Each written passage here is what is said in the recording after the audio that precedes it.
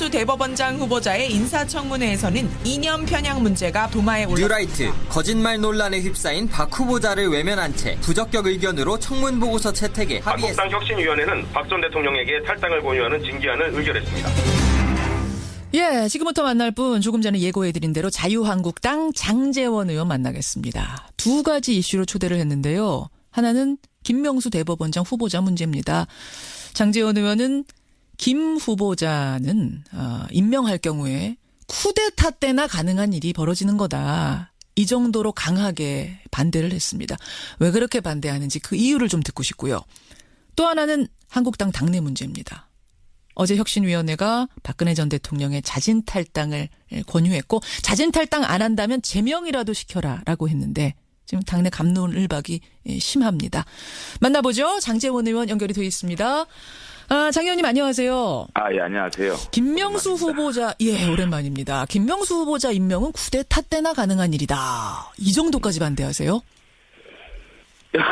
예, 우리가 사회 통념적으로, 일반 상식적으로 쉽게 이해할 수 있는 인사가 아니지 않습니까? 그러니까 우리 사회는 좀 합리적이고 객관적인 많은 국민들이 어떤 인사를 했을 때, 그렇구나라는 납득할 수 있는 인사가 좀 되어져야 된다고 생각하는데, 하물며 대법원장입니다. 예. 쉽게 납득할 수 있는 인사가 아니기 때문에, 이런 일들은 이제 사회 격동기에나 벌어질 수 있는 일이다라는 측면을 강조해서 제가 이렇게 표현을 했습니다. 그렇게까지. 근데 청문회 때마다 나오던 무슨 병역이니 탈세니 위장전입이니 부동산 투기니 논문 표절이니 이런 도덕성 문제 하나도 안 나왔는데요. 다운계약서 얘기도 나왔고요. 네, 근데 그것보다 더 중요한 거는 대법원장으로서의 능력과 자질, 사법부를 운영할 수 있는 사법행정에 대한 어떤 그 마인드, 사법개혁 의지, 이런 것들이 굉장히 중요하지 않겠습니까? 능력에서부터 문제가 있다? 그럼요. 그러니까 이분은 이틀 동안의 그 청문회 과정에서 자신의 소신, 가치관, 세계관, 생각, 이런 것들 전혀 말씀을 하시지 않으세요. 도대체 뭐가 두려워서 자신의 이념이나 사상이나 가치관에 대해서 회피를 하고 속이려고 하는 건지 그런 것들을 저희들은 의문시하는 것이고 특히 우리 사회의 가장 중요한 이슈 동성애 합법화, 전교조 문제, 양심적 병역 거부 이런 거에 대해서 일반론적인 것 외에 자기 생각을 얘기 안 하는 겁니다. 저는 숨기는 자는 의도가 있다고 생각합니다. 말을 하지 않기 때문에 그거는 문제가 있는 것이다. 그럼 우리가 도대체 뭘 보고 이분을 검증을 하죠? 결국은 이분의 그동안의 어떤 그 캐리어 이런 걸로 가지고 비교할 수밖에 없지 않겠습니까? 근데 저는 제가 김명수 후보자를 검증하는 데 있어서 좀 언론에서 너무 악의적인 편집을 하지 않았냐는 생각이 드는 게 제가 김명수 후보자의 스펙을 양승태 대법원장과 이용훈 대법원장과 비교를 했는데 언론들은 스펙만 비교했다 이래서 막 비판하는데 저는 이 본인이 얘기를 하니까 세 가지 중요한 관점에 대해서 비교를 한 거거든요. 알겠습니다. 첫째는 프로필이고요. 두 번째는 법관으로서의 사법적 기여도. 세 번째는 재판으로 사회에 대해서 얼마나 기여했느냐. 이 세 가지를 놓고 이용훈 대법원장, 노무현 대통령이 지명했던 이용훈 대법원장, 이명박 대통령이 지명했던 양승태 대법원장, 이 두 대법원장과 정면 비교를 했습니다.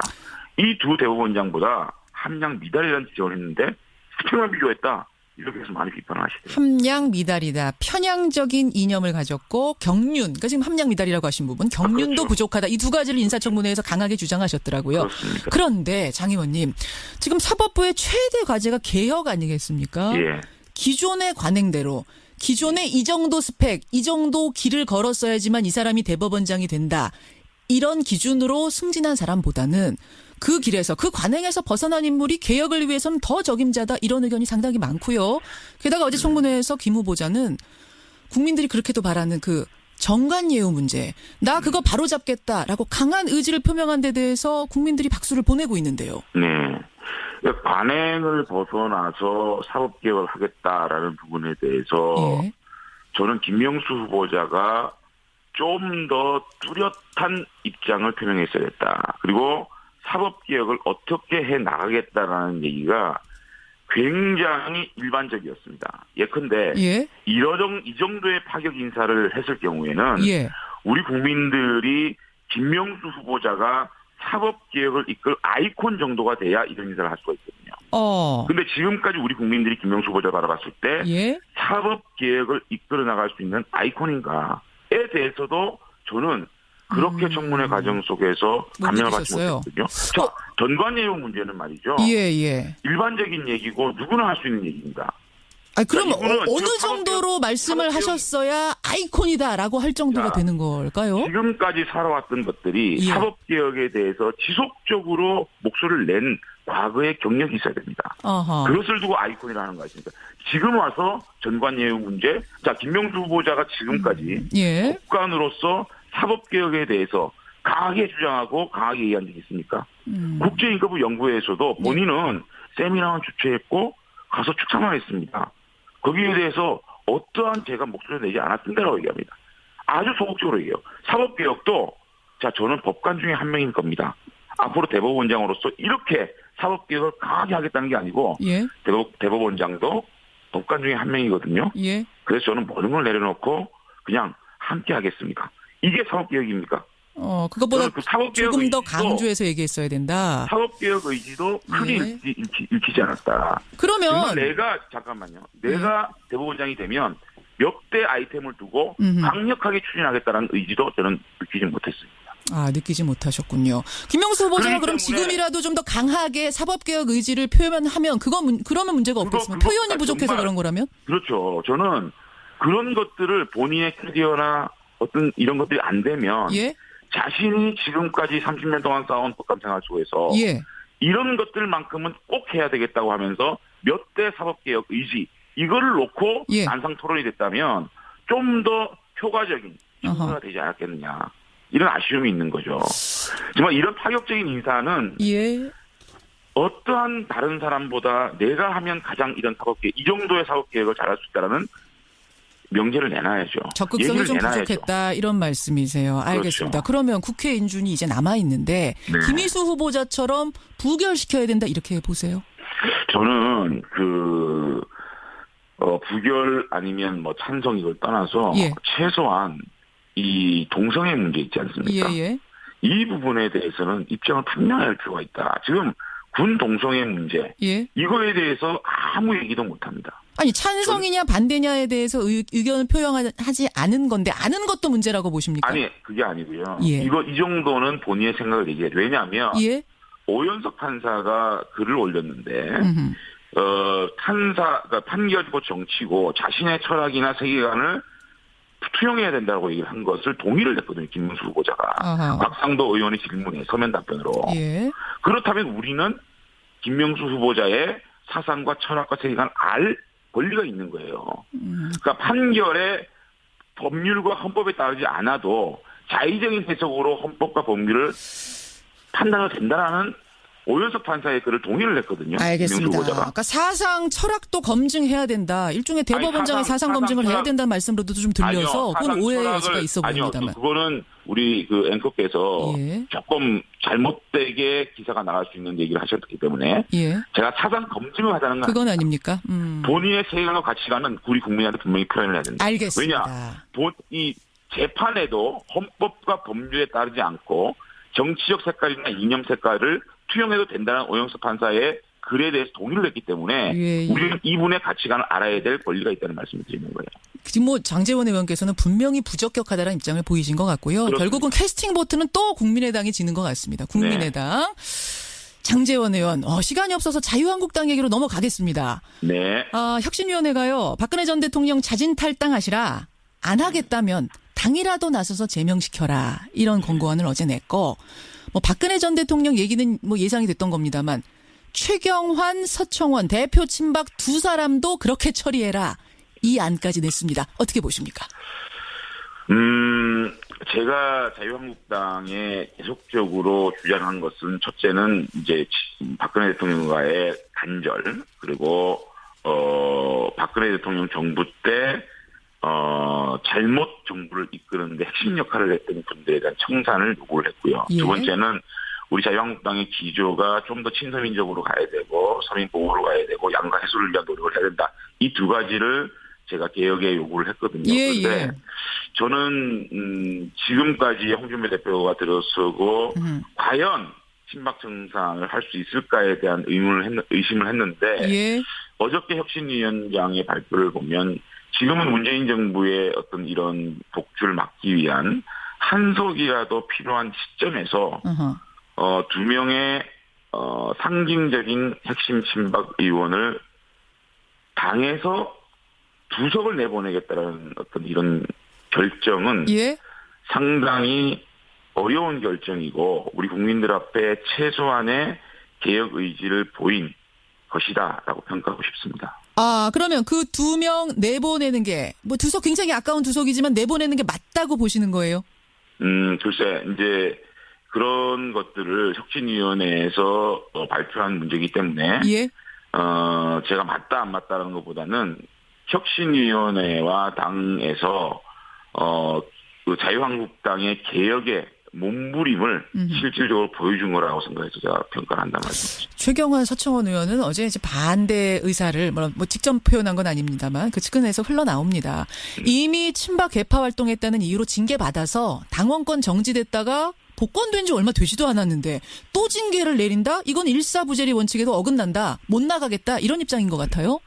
그거는 또 이제 당에서 이제 그런 참 어려운 일이지 않겠습니까? 현직 의원을 참 제명을 해서 내보낸다는 게 어려운 일 아니겠습니까? 그렇죠. 그런 것들에 대한 갈등은 있겠죠. 갈등하는 가운데서 뭐 홍준표 대표께서 말씀하지 않습니까? 10월 달 내로 결정을 하겠다라고 말씀하셨으니까 10월 달 내에 어떤 컨센서스들이 만들어질 거라고 봅니다. 굉장히 고통스러운 결정이지만 여기까지 해냈을 때 국민들이 혁신 의지 볼 것이다. 뭐 이런 생각 가지고 계시는 거예요? 최소한의 국민들한테 혁신에 대한 도리, 혁신에 대한 우리의 결의를 보여준 거라고 생각합니다. 아니 안만 나왔다고 보여준 건 아닌 것 같고 이게 결국 쇼로 그치지 않으려면 정말 뭔가 실행이 돼야 되는 거 아닙니까? 되겠죠. 되겠죠. 아니 이런 것들이 이제 10월 달에 그러니까 내용이 있지 않겠습니까? 그러니까 분명히 내용은 있을 겁니다. 이유가 이제 적혀 있겠죠. 그런 것들이 또 당 내에서 당 대표 중심으로 또 지도부에서 잘 동의안을 만들어갈 거라고 생각합니다. 여기까지 말씀 듣겠습니다. 장제원 의원님 고맙습니다. 감사합니다. 자유한국당 장제원 의원이었습니다.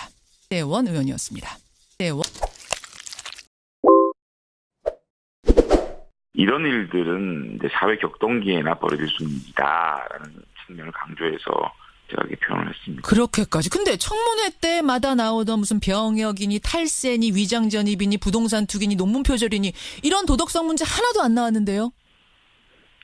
다운계약서 얘기도 나왔고요. 근데 그것보다 더 중요한 거는 대법원장으로서의 능력과 자질, 사법부를 운영할 수 있는 사법행정에 대한 어떤 그 마인드, 사법개혁 의지 이런 것들이 굉장히 중요하지 않겠습니까? 능력에서부터 문제가 있다? 그럼요. 그러니까 이분은 이틀 동안의 그 청문회 과정에서 자신의 소신, 가치관, 세계관, 생각 이런 것들을 전혀 말씀을 하시지 않으세요. 도대체 뭐가 어제 혁신위원회가 박근혜 전 대통령의 자진 탈당을 권유했고 자진 탈당 안 한다면 제명이라도 시켜라라고 했는데 지금 당내 갑론을박이 심합니다. 만나보죠. 장제원 의원 연결이 되어 있습니다. 장 의원님 안녕하세요. 예, 안녕하세요. 김명수 후보자, 오랜만입니다. 김명수 후보자 임명은 쿠데타 때나 가능한 일이다. 이 정도까지 반대하세요? 우리가 사회 통념적으로 일반 상식적으로 쉽게 이해할 수 있는 인사가 아니지 않습니까? 그러니까 우리 사회는 좀 합리적이고 객관적인 많은 국민들이 어떤 인사를 했을 때 그렇구나라는 납득할 수 있는 인사가 좀 되어져야 된다고 생각하는데 하물며 대법원장입니다. 쉽게 납득할 수 있는 인사가 아니기 때문에 그래서 자신의 이념이나 사상이나 가치관에 대해서 회피를 하고 속이려고 하는 건지 그런 것들을 저희들은 의문시하는 것이고 특히 우리 사회의 가장 중요한 이슈 동성애 합법화, 전교조 문제, 양심적 병역 거부 이런 거에 대해서 일반론적인 것 외에 자기 생각을 얘기 안 하는 겁니다. 저는 숨기는 자는 의도가 있다고 생각합니다. 말을 하지 않기 때문에 그거는 문제가 있는 것이다. 그럼 우리가 도대체 뭘 보고 이분을 검증을 하죠? 결국은 이분의 그동안의 어떤 그 캐리어 이런 걸로 가지고 비교할 수밖에 없지 않겠습니까? 근데 저는 제가 김명수 후보자를 검증하는 데 있어서 예. 좀 언론에서 너무 악의적인 편집을 하지 않았냐는 생각이 드는 게 제가 김명수 후보자의 스펙을 양승태 대법원장과 이용훈 대법원장과 비교를 했는데 언론들은 스펙만 비교했다 이래서 막 비판하는데 저는 이 본인이 얘기를 하니까 세 가지 중요한 관점에 대해서 비교를 한 거거든요. 알겠습니다. 첫째는 프로필이고요. 예. 두 번째는 법관으로서의 사법적 기여도. 세 번째는 재판으로 사회에 대해서 얼마나 기여했느냐. 이 세 가지를 놓고 이용훈 대법원장, 노무현 대통령이 지명했던 이용훈 대법원장, 이명박 대통령이 지명했던 양승태 대법원장, 이 두 대법원장과 정면 비교를 했습니다. 이 두 대법원장보다 함량 미달이라는 지적을 했는데 스펙만 비교했다. 이렇게 해서 많이 비판을 하시더라고요. 함량 미달이다. 편향적인 이념을 가졌고 경륜. 그러니까 지금 함량 미달이라고 하신 부분. 경륜도 그렇죠. 부족하다.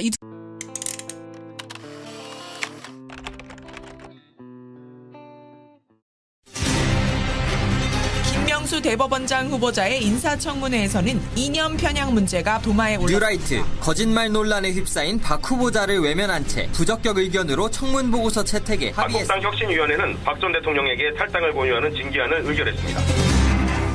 예, 지금부터 만날 분 조금 전에 예고해드린 대로 자유한국당 장제원 의원 만나겠습니다. 두 가지 이슈로 초대를 했는데요. 하나는 김명수 대법원장 후보자 문제입니다. 장제원 의원은 김 후보자는 임명할 경우에 쿠데타 때나 가능한 일이 벌어지는 거다. 이 정도로 강하게 반대를 했습니다. 왜 그렇게 반대하는지 그 이유를 좀 듣고 싶고요. 또 하나는 한국당 당내 문제입니다.